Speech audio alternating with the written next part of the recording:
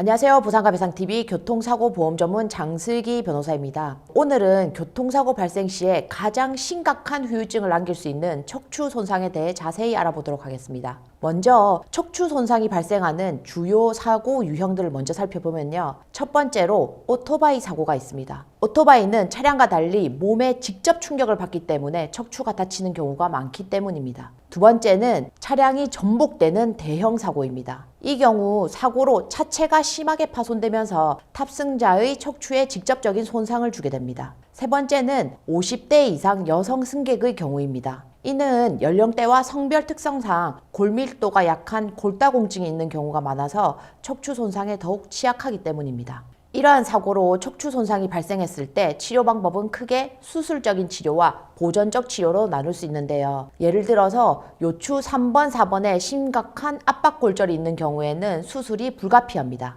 이때 수술로 뼈를 고정하게 되면 이로 인해 많게는 32%의 장애율이 인정되기도 합니다. 반면에 척추뼈의 압박률이 20%에서 30% 이하인 경우에는 보통은 보전적 치료를 하게 되는데요. 이 경우 장애 판정은 조금 더 복잡해집니다. 보통 한 개의 척추만 압박골절된 경우에는 9.6%, 두 개 이상이면 16% 정도의 노동능력 상실률이 인정되는 것이 일반적입니다. 여기서 매우 중요한 점을 말씀드리겠습니다. 특히 50대 이상의 여성분들의 경우 보험사에서는 골다공증을 이유로 무조건적으로 장애율을 낮추려고 하는 경향이 있는데요. 보통은 골다공증이 심각한 경우가 아니라면 이런 보험사의 주장을 그냥 받아들여서 합의하시면 절대 안 됩니다. 또한 진단서상의 표현 방식도 매우 중요합니다. 요추 2번 압박골절과 요추 2번 골절이라는 진단명이 있을 때 보험사와의 협상에서는 압박골절이라는 진단명이 더 유리합니다. 의사 선생님들은 이 두 표현을 크게 구분하지 않고 사용하는 경우가 많은데요. 하지만 보상과 배상의 측면에서는 큰 차이가 있을 수 있다는 점을 반드시 기억해 주시길 바랍니다.